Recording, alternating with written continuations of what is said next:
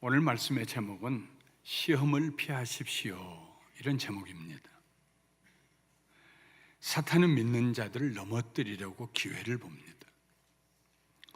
우리 하나님은 절대로 우리를 시험하지 않으십니다. 사탄이 하는 시험은 믿는 자를 패망에 이르게 하는 시험입니다. 우리 하나님은 우리를 망하게 하신 하나님이 아니요 세우시고 흥하게 하신 하나님이십니다. 신앙생활이 시험에 들면 몇 가지 증상이 나타납니다. 먼저 기쁨이 사라집니다. 마음이 우울해지고 무겁게 짓눌립니다. 원망과 불평이 쌓아갑니다. 불쾌한 감정을 쏟아부을 대상을 찾게 됩니다. 그래서 사소한 일로 자주 다투게 됩니다. 다투고 나면 더 불쾌합니다. 악순환이 계속됩니다. 예배에 감격이 없습니다. 하나님과 나 사이에, 그리고 나와 이웃 사이에 무거운 휘장이 내려옵니다. 찬송과 기도가 그치게 되고 마침내 영적으로 무력증을 느끼게 됩니다. 그러므로 우리는 육신의 건강을 위해서 병균을 피하듯이 영적 건강을 위해서 시험을 피해야 합니다. 시험은 싸움의 대상이 아닙니다. 시험을 극복하려고 애를 쓸 필요도 없습니다. 시험은 피하면 됩니다. 오늘은 시험이 다가오는 세 가지 경우를 말씀드리고 어떻게 하면 그 시험을 피할 수 있는가에 대해서 말씀드리려고 합니다. 첫째로, 모든 일을 당연하게 생각하면, 당연하다고 생각하면 시험에 듭니다. 예수님은 세례를 받으신 후 성령님에 이끌려 광야로 나가셔서 밤낮 40일을 금식하셨습니다. 밤낮 40일. 굶주리신 예수님에게 사탄이 찾아와서 말했습니다. 네가 만일 하나님의 아들이거든 명하여 이 돌들로 떡덩이가 되게 하라. 사탄의 말은 이런 뜻입니다. 당신은 하나님의 아들이 아닌가? 얼마든지 돌로 떡을 만들 수 있지 않은가? 무에서 유를 창조하지 않았는가? 왜 그 능력을 사용하지 아니하고 이렇게 무기력하게 굶고 앉아 있는가? 사탄은 예수님에게 왜 하나님의 아들로서 당연히 누릴 수 있는 그 베네핏을 마다하고 생고생을 하고 있는가 하고 묻는 것입니다. 시험은 물처럼 공기처럼 스며들어옵니다. 비 오는 날 천장에서 물방울이 떨어집니다. 어디에서 물이 새는지 찾기가 쉽지 않습니다. 방 안에 연기가 들어옵니다. 어느 틈으로 들어오는지 발견하기가 쉽지 않습니다. 시험도 마찬가지입니다. 시험은 크게 북소리를 내면서 찾아오는 것이 아닙니다. 시험은 언제나 사소한 일에 조용히 찾아옵니다. 나는 당연히 존경을 받아야 한다고 생각하는데 아무도 존경해 주지 않습니다. 나는 대접을 받아야 한다고 생각하는데 아무도 대접해 주지 않습니다. 그때 마음에 시험이 들어옵니다. 나는 당연히 인정받아야 된다고 생각하는데 아무도 인정하려고 하지 않습니다. 내가 잔치집에 들어가면 당연히 집 주인이 뛰어나와서 나를 상좌로 인도해 주리라고 생각했는데 주인이 흘낏 쳐다보더니 못 본 체하고 지나갑니다. 내가 교회에서 그렇게 오랫동안 수고하고 섬겼으면 당연히 칭찬과 높임을 받으리라고 생각했는데 아무도 내 이름을 거론하지 않습니다. 내가 자식들을 위해서 그만큼 수고했으면 당연히 감사할 줄 알았는데 세월이 지나도 감사하다는 말 한마디 없습니다. 오히려 부모가 해준 것이 무엇이냐고 대듭니다.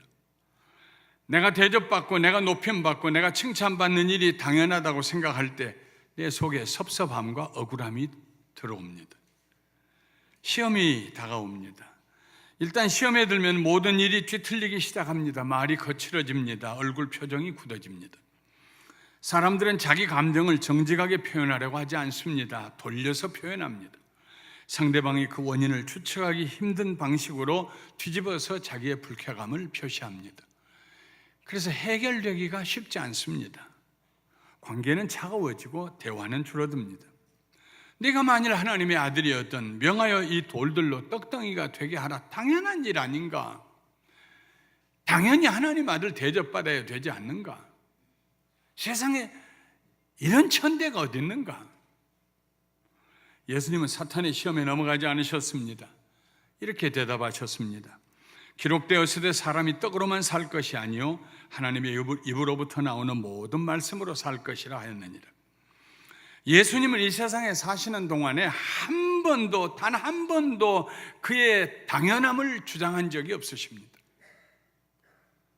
하늘에 나는 새도 깃들일 집이 있고 들판을 뛰어다니는 여우도 들어갈 구멍이 있는데 하나님의 아들은 머리를 둘 자리가 없다 했습니다. 인자는 머리 둘 곳이 없다.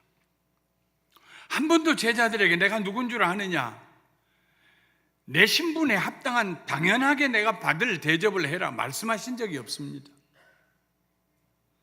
제자들의 발을 씻겨주시고 비난을 받으셨지만은 내가 하나님의 아들인데 나를 비난하느냐 한 번도 대꾸하지 않으셨습니다. 그들의 잘못을 지적은 해 사셨을지언정 자신이 제대로 대우받지 못하고 있다는 것 때문에 예수님께서 섭섭한 감정을 밖으로 표현해 보신 적이 없습니다. 십자가에 못 박혀 돌아가실 때까지. 예수님은 항상 하나님의 모든 말씀 아래 자신을 그 말씀의 통제 아래 자신을 두었습니다. 당연함은 자기가 주인이 되는 삶입니다. 당연하면은 은혜가 없습니다. 당연함과 은혜는 서로 대칭 관계에 있습니다. 당연함을 주장하는 사람에게는 감사가 없습니다. 그러나 은혜로 사는 사람에게는 감사가 넘칩니다. 모든 것이 당연하다고 생각하는 사람은 자주 시험에 들고 신앙생활이 멈추어지고 오히려 뒤로 퇴보합니다. 모든 것이 은혜라고 생각하는 사람은 험산 계곡도 두려워하지 아니하고 전진해 갈 수 있습니다. 바울은 이 점에 있어서 독특했습니다. 그는 철저히 자기의 삶에서 당연히라는 단어를 배제시켰습니다. 그는 바리새인으로서 흠잡을 데가 없었습니다. 가말리엘의 제자로 최고 학부도 마쳤습니다. 그러나 그는 가장 낮은 자리로 내려갔습니다. 어부들과 세리와 무명의 갈릴리 사람들로 구성된 제자들 사이에서 자기는 당연히 존중받아야 되고 자기의 의견이 가장 먼저 채택돼야 되고 그렇게 생각하지 않았습니다. 바울은 당연이라고 하는 그 올무에 걸리지 않았습니다. 바울은 말합니다. 나는 사도 중에 가장 작은 자라. 나는 하나님의 교회를 박해하였으므로 사도라 칭함받기를 감당하지 못할 자니라. 그러나 내가 나 된 것은 하나님의 은혜로 된 것이니 내게 주신 그의 은혜가 헛되지 아니하여 내가 모든 사도보다 더 많이 수고하였으나 더 많이 수고하였으니까 당연히 더 높임을 받아야 될 거 아니겠습니까? 바울은 거기에서 반전합니다. 하나님의 은혜로 내가 모든 사도보다 더 많이 수고하였으나 내가 한 것이 아니요 오직 나와 함께 하신 하나님의 은혜로다. 가슴 속에 당연이라는 생각이 있으면요 부부 사이에도 편치가 않습니다.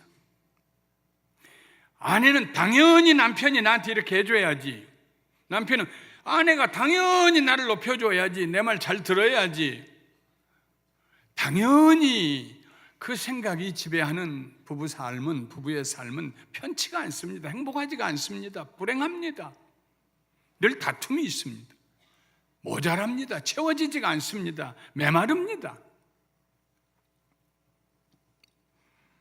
바울은 고린도 교회 성도들이 그를 비난하고 비하시킬 때에도 시험에 들지 않았습니다. 바울은 말도 못해. 만나서 만나보면 말을 그냥 더듬거리고 글은 잘 쓰는데 그런 말이 들려와도 바울은 자기의 권위를, 당연한 권위를 가지고 그들을 꾸짖지 않았습니다. 그가 슬퍼했던 이유는 자신이 당연히 받아야 할 존경을 받지 못해서가 아닙니다. 고린도 교회 성도들의 신앙이 성숙하지 못하여 세상적인 사고방식, 누가 더 높으냐? 그 사고방식에 얽매여 있기 때문에 슬퍼했던 것입니다. 바울은 복음을 전할 때에도 당연한 권리를 다 사용하지 않았습니다. 스스로 일하면서 복음을 전했습니다. 바울은 고린도 교회 성도들에게 그의 답답함을 이렇게 호소했습니다. 그러나 내가 이것을 하나도 쓰지 아니하고, 이것은 권리입니다. 베드로는 그의 아내를 데리고 다녔습니다. 다른 제자들은 다니면서 대접을 받았습니다. 바울도 그렇게 대접받을 권리가 있었습니다. 일하는 소에게 멍에를 씌우지 말라고 성경에 기록되지 않았느냐? 일하니까 곡식 좀 뜯어 먹어도 괜찮다, 힘이 나야 일하지, 주의 종이 복음 전하러 다니는데 대접받는 게 마땅하다, 그렇게 말하고 난 다음에 그럼에도 불구하고 나는 이 권리를 하나도 쓰지 아니하였다, 주장하지 아니하였다, 당연하다고 말하지 아니하였다. 또 이 말을 쓰는 것은 내가 이 말까지도 쓰는 것 자체가 내게 이렇게 해달라는 것이 아닙니다. 내가 차라리 죽을지언정 누구든지 내 자랑하는 것을 헛된 대로 돌리지 못하게 하리라. 바울은 결심하고 자기 인생에 당연한 대접을 받아야겠다는 생각을 접었습니다. 죄인 중에 괴수인 나를 구원하여 주신 하나님의 은혜, 그 은혜가 감사했기 때문에 당연하게 주장할 것이 없었습니다. 우리에게 당연한 것은 아무도 없습니다. 아무것도 없습니다. 사랑하는 성도 여러분, 여러분이 무엇인가 당연하다, 난 대접받을 당연한 자격이 있다, 난 높임받을 당연한 자격이 있다, 나는 인정받을 당연한 자격이 있다 하는 순간 시험이 들어옵니다. 넘어집니다. 하나님 앞에서 예수님이 말씀의 통제를 받으셨다면, 한 번도 그의 생애에 당연함을 주장하지 않으셨다면, 예수 그리스도의 사람인 우리들도 당연히 겸손하게 나의 나 된 것은 하나님의 은혜입니다, 그 은혜 가운데 사시기를 주님의 이름으로 축원합니다. 둘째로, 하나님의 신실하심을 의심할 때 우리는 시험에 들게 됩니다. 사탄은 예루살렘 성전 꼭대기에 예수님을 세우고 이렇게 말했습니다. 물론 환상 가운데 영적으로 세운 것입니다. 네가 만일 하나님의 아들이거든 뛰어내리라. 기록되었으되 그가 너를 위하여 그의 사자들을 명하시리니 그들이 손으로 너를 받들어 발이 돌에 부딪히지 않게 하리로다 하였느니라. 예수님께서 하나님의 말씀으로 산다고 하니까 사탄은 시편 91편 11절과 12절을 인용해서 시험했습니다. 성경에 그렇게 기록되어 있지 않는가? 뛰어내리면은 천사들을 보내서 당신의 팔을 붙들고 발이 돌에 부딪히지 않게 해주겠다고 하지 않았는가? 뛰어내려라.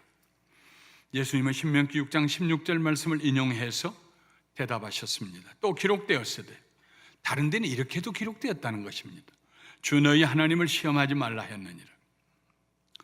형편이 어려울 때 사탄은 우리로 하여금 하나님의 신실하심을 의심하게 합니다. 살다 보면 고통당할 때가 있습니다. 억울한 일을 당할 때도 있습니다. 모든 사람이 까닭없이 외면하고 등을 돌릴 때도 있습니다. 그때 우리의 믿음이 연약해집니다. 사탄은 기회를 놓치지 않고 우리를 찾아옵니다. 하나님께서 정말로 너를 사랑하신다면 어떻게 이런 일이 너에게 일어나게 하시는가? 예수께서 너를 고아와 같이 버려두지 않겠다고 약속했는데 과연 그 말이 신실한가? 믿을 수 있겠는가? 다윗도 그런 경험을 했습니다. 너무 외로웠습니다. 너무 고통스러웠습니다. 원수들이 너무나 많이 일어났습니다. 까닭없이 자기를 비난했습니다.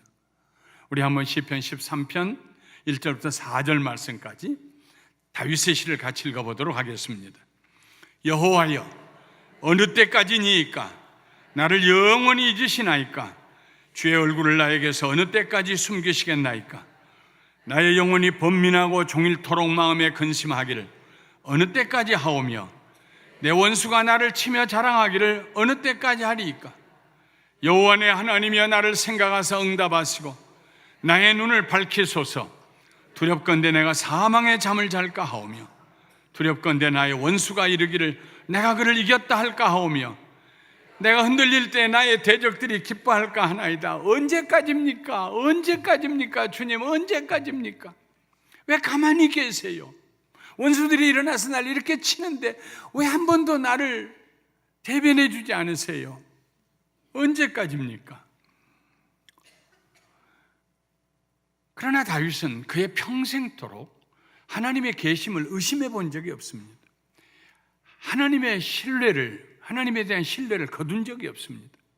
여호와는 나의 목자시니 내게 부족함이 없으리로다. 여호와의 선하심과 인자하심이 정녕 나를 따르리니 내가 여호와의 집에 영원히 거하리로다. 다윗은 늘 하나님의 계심과 그를 찾는 자에게 상 주심을 고백했습니다. 설사 죽는 한이 있더라도 하나님의 신실하심을 의심하지 않았습니다.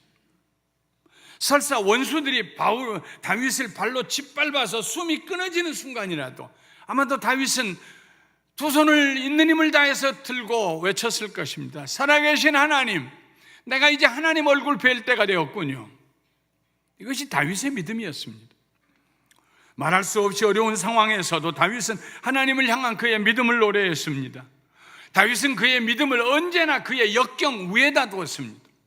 다윗은 그의 믿음을 언제나 그의 외로움 위에다 두었습니다. 다윗은 언제나 하나님에 대한 믿음을 그의 억울함 위에다 두었습니다. 그 점에 있어서 다윗은 절대로 물러서지 않았습니다. 시편 13편 1절부터 4절까지 언제까지입니까? 하나님 앞에 부르짖었던 다윗은 13편의 마지막 2절에서 이렇게 고백합니다. 나는 오직 주의 사랑을 의지하여 싸우니 나의 마음은 주의 구원을 기뻐하리이다. 아직 어려운데 다윗은 고백합니다. 나는 주님을 사랑합니다. 나는 주께서 나를 구원해 주실 것을 기쁨으로 바라보고 있습니다. 내가 여호와를 찬송하리니 이는 주께서 내게 은덕을 베푸심이라. 나를 구원하신 하나님, 구원해 주실 하나님, 내게 은덕을 베풀어 주실 하나님, 난 하나님을 찬양하겠습니다. 언제 그랬습니까? 모든 문제가 해결된 후가 아닙니다. 문제 가운데 있을 때입니다. 사랑하는 성도 여러분, 마음속에 하나님의 신실하심에 대한 의심이 들어올 때마다 믿음을 고백하십시오. 하나님의 성실하심에 대한 믿음을 고백하십시오. 욥이 그런 고백을 했습니다. 욥기 23장 8절부터 10절에 그런데 내가 앞으로 가도 그가 아니 계시고 하나님이 아니 계시고 뒤로 가도 보이지 아니하며 그가 왼쪽에서 일하시나 내가 만날 수 없고 그가 오른쪽으로 돌이키시나 배울 수가 없구나. 그러나 내가 가는 길을 그가 아시나니 그가 나를 단련하신 후에는 내가 순금같이 되어 나오리라. 내가 앞으로 가도 그가 아니 계시고는 계시는 존재하신 하나님께서 내가 앞으로 가도 하나님이 자신을 숨기고 계신다는 말이에요. 욥의 고통의 순간에 하나님이 숨어 계시는 것처럼 느꼈습니다. 그러나 분명히 계시는데, 분명히 옆에 계시는데 이 고난의 때를 지나면 순금과 같이 나를 변화시켜 주실 터인데 욥에게는 보이지 않는 하나님을 볼 수 있는 믿음의 눈이 있었습니다. 하나님은 믿음의 눈으로만 볼 수 있습니다. 하나님의 말씀은 믿음으로만 이해할 수 있습니다. 욥은 끝까지 이 믿음을 붙들었습니다. 극심한 고난을 지나면서도 그의 태어난 날을 저주했지만 욥은 한 번도 하나님은 안 계신다, 하나님이 계신다면 나에게 이런 고난을 허락하지 않았을 것이다, 이런 불신앙의 말을 해본 적이 없습니다. 그의 자녀들 하나님이 데려가시든지 재물을 다 가져가시든지 그의 몸이 구더기가 싫도록 상했든지 그가 죽는 그 시간 그가 죽음의 나라로 넘어갈지라도 욥이 끝까지 붙들고 있었던 믿음 하나는 하나님은 살아계신다, 하나님은 신실하시다, 마침내 그가 나를 순금과 같이 만들어 주실 것이다. 이게 욥의 믿음이었습니다. 사랑하는 성도 여러분, 다윗처럼 하나님의 선하심을 믿어 버리시기 바랍니다. 욥처럼 하나님의 살아계심을 믿어 버리시기 바랍니다. 되는 것 보고, 하나님 하시는 것 보고 내가 믿겠다는 것은 믿음 아닙니다. 믿음은 바라는 것들의 실상이요 보지 못하는 것들의 증거입니다. 믿어 버리는 것입니다. 하나님께서 말씀하셨기 때문에. 셋째로, 유혹에 타협하려는 순간에 시험이 들어옵니다. 마귀가 또 그를 데리고 지극히 높은 산으로 가서, 마귀가 예수님을 데리고 지극히 높은 산으로 가서 천하만국과 그 영광을 보여 이르되 만일 내게 엎드려 경배하면 이 모든 것을 내게 주리라. 높은 산으로 예수님을 데리고 가서 타협을 시도했습니다. 천하만국과 그 영광이라면 충분히 타협이 가능한 조건입니다. 아무도 안 보는 데서 한번 딱 절하면 이것도 충분히 가능한 타협의 조건입니다. 아무도 보지 않고 높은 외딴 지역입니다. 타협은 언제나 외딴 곳에서 혼자 있을 때 이루어집니다. 많은 경우에 시험은 한 번만, 이번만, 조금만이라는 타협에서 시작이 됩니다. 일단 타협이 시작되면, 일단 사탄과 타협이 시작되면 시험에 들게 됩니다. 사탄은 우리 마음에 있는 욕심을 시험의 도구로 사용합니다. 사탄은 우리가 모든 것을 가질 수 있으며 또한 가져야 한다고 유혹합니다. 가져야 행복하고 가지지 못하면 불행하다고 설득합니다. 그래서 우리로 하여금 우리가 가지고 있는 것보다는 가지고 있지 않는 것을 보려고 찾아보려고 애를 씁니다. 그래서 불행하게 만듭니다. 감사하는 사람은 가지지 않는 것이 아니라 하나님이 주신 가지고 있는 것을 보고 감사합니다. 사탄은 자기가 우리에게 모든 것을 다 줄 수 있다고 허세를 부립니다. 그러나 사탄이 주는 것은 도적질과 죽음과 멸망입니다. 예수님께서 사탄에게 명령하셨습니다. 사탄아 물러가라. 기록되었으되 주 너희 하나님께 경배하고 다만 그를 섬기라 하였느니라. 하나님께 경배하는 사람은 사탄에게 타협하지 않습니다. 사탄이 세상을 앞세우고 우리를 유혹할 때 우리는 머뭇거리지 않고 사탄아 물러가라 큰 소리로 명령해야 합니다. 타협하지 않아야 합니다. 타협하지 않는 비결은 예배드리는 것입니다. 주 너희 하나님께만 경배하라 하였느니라. 오늘 예배드리는 여러분들에게 하나님이 타협하지 않고 믿음의 삶을 살 수 있게 능력을 더 베풀어 주시기를 주님의 이름으로 축원합니다. 교회에서 가지는 모든 예배에 참석하십시오. 금요 예배도 오십시오. 한 번 예배 드리는 것보다 두 번 예배 드리면 타협하지 않을 수 있는 능력이 갑절로 늘어납니다. 새벽 기도에도 나오십시오. 한 달 내내 안 나오셔도 사흘 동안 11조 새벽 기도회는 나오십시오. 영적으로 우리가 건강해져야 합니다. 하나님의 밝은 빛 가운데 머물며 날마다 타협하지 아니하고 의로운 삶을 살게 되시기를 주님의 이름으로 축원합니다. 말씀을 마치겠습니다. 주기도문에 시험에 들게 하지 마옵시고라는 구절이 있습니다. 예수님께서 사탄의 시험을 이기신 후에 제자들에게 가르쳐 주신 말씀입니다. 예수님은 우리들도 예수님처럼 사탄의 시험을 이기기를 원하십니다. 내가 세상을 이겼노라. 그리스도 안에서 우리는 사탄의 시험을 이길 수 있습니다. 피할 수 있습니다. 우리는 예수 그리스도의 사람들입니다. 예수님께서 시험을 피하시고 이기셨다면 우리들도 피할 수 있습니다. 사탄은 이미 그 사실을 잘 알고 있습니다. 우리도 그 사실을 알아야 합니다. 바울은 확신을 가지고 말했습니다. 그런즉 선줄로 생각하는 자는 넘어질까 조심하라. 모든 사람에게 시험은 다가옵니다. 선줄로 생각하는 자는 넘어질까 조심하라. 사람이 감당할 시험 밖에는 너희가 당한 것이 없나니 오직 하나님은 미쁘사 너희가 감당하지 못할 시험당함을 허락하지 아니하시고 시험당할 즈음에 또한 피할 길을 내사 너희로 능히 감당하게 하시느니라. 시험이 면제된 그리스도인은 세상에 아무도 없습니다. 누구나 시험을 당합니다. 그러나 특별한 시험은 아닙니다. 나만 당하는 시험은 아닙니다. 모든 사람이 당하는 시험입니다. 보편적인 시험입니다. 감사하게도 하나님께서 우리가 감당할 수 없는 시험 당함을 허락하지 않으십니다. 뿐만 아니라 우리의 연약함을 아신 하나님께서 우리가 시험을 당할 때 능히 피할 길을 만들어 주십니다. 그리고 능히 감당하게 해 주십니다. 우리는 기본적으로 이 믿음을 가져야 합니다. 어떤 시험도 나는 피할 수가 있다. 사랑하는 성도 여러분, 세 가지를 기억하십시오. 당연이라는 교만한 마음이 일어날 때에는 은혜 아래로 들어가십시오. 지난 35년 동안 제가 목회에 오면서 제 자신이 끊임없이 붙들고 잊지 않았던 진리가 이것입니다. 아무리 성도님들이 나를 사랑해도 내 마음에 일말이라도 당연이라는 생각하지 말자.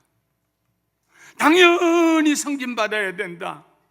내가 누군데 당연히 이런 생각하지 말자. 영질아, 너는 그 생각하는 순간 넘어진다. 한 번도 잊은 적 없습니다. 목사님은 시험 안 듭니까?